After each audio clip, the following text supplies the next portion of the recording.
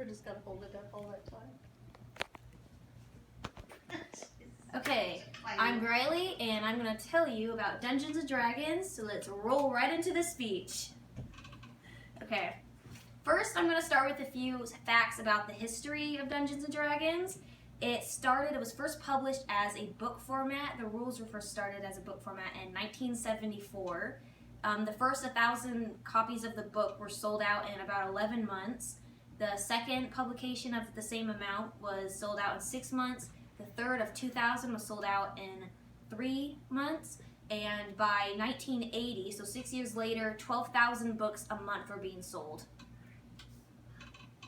Okay, so maybe you're wondering what is D&D. It is a tabletop role-playing game, which sounds a little odd. So here I'm going to define a few of the terms. By role-playing, you are taking on the point of another person, as in you're taking on like the characteristics and the personality of another person, and you're acting or pretending to be them. And based on like for tabletop, that just means that like your actions aren't like by moving a character on a game board. What you're doing is you're speaking on what your character is doing out loud. So it's just voicing it with other people around you. And according to the official D&D website, dnd.wizards.com, so they said that their best-selling year for all their books was in 2017, which that surprises a lot of people because they think that it's an older game, no one knows about it, and video games are really popular, but no, it's become really popular now. And a lot of people have given that credit to like Stranger Things and different TV shows. YouTubers and celebrities have been seen playing it. So a lot of people are just getting that, like they're using online to kind of learn about it, and then they're playing it themselves. Next, we have some few important like components of D&D. The DM, or the Dungeon Master, is the person who is in charge of the whole game. So they'll sit at the front, they'll kind of tell you, they get the story planned out, where your characters or where you're going to be going and doing, who you're going to be fighting or talking to. They get the speeches ready. The DMs have a lot to do. They work on speeches. Sometimes they write their own stories. Sometimes they get them off the internet. And some people I know make quite a bit of money because they write stories and they sell them online for copyright. So some people can make quite a bit of money just by D&D world.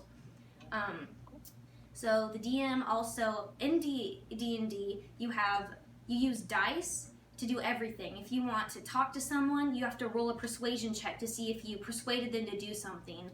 You have a dice listed 1 through 20. The closer to 1 you are, the less likely it's going to happen. The closer to 20 you are, the more likely it's going to happen. And sometimes that can mean, like, even if you get a crit fail, which is called a 0, or if you get a nat 20, which is a 20, that means that you either do it. So like if you say, I'm going to stab someone, you go up to them to stab them, you get a 1, sometimes you'll end up turning around and stabbing yourself. So a lot of people think like gotten a lot of bad rep because of stuff like that, which, I mean, when you're playing it, it just seems kind of fun and silly, like watching kind of a comedy type movie, because everything is just kind of odd and out of whack and different things like that. But so other than the DM, you have the players, of course, who just, our role is just to be the characters, to kind of follow the story along, to help it out. But for me, what makes it more like helpful to play as your character, you have 9 alignments.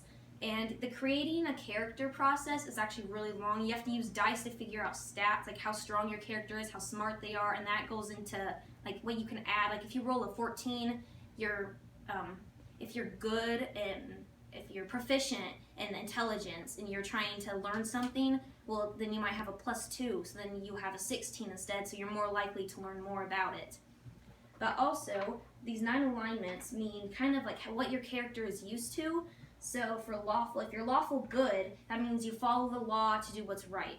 If you're like chaotic, if you're chaotic good, then that means that like if you're in a hostage situation and there's the hostage being held by all the captors, you might go and kill all of the captors to save the hostage, because for you, that's what's right. You kind of follow yourself, your own morality. For chaotic. Lawful, you follow the rules. Neutral, you do what's right for you. Like so in the said hostage situation, if you're neutral evil, you free yourself, but you're evil, so you kill everyone in that room to get the money that the hostage was supposed to be getting. So it just kind of helps you play as your character a little bit. It kind of like gets your character ready. It gets like who your character is. It helps you kind of like think about, you know, who you're gonna play as.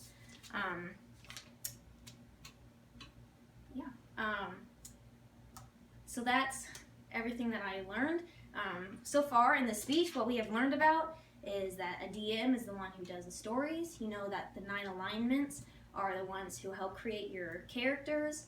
You know that in 1980, 12,000 copies of the D&D rulebook were being sold every month. Thank you.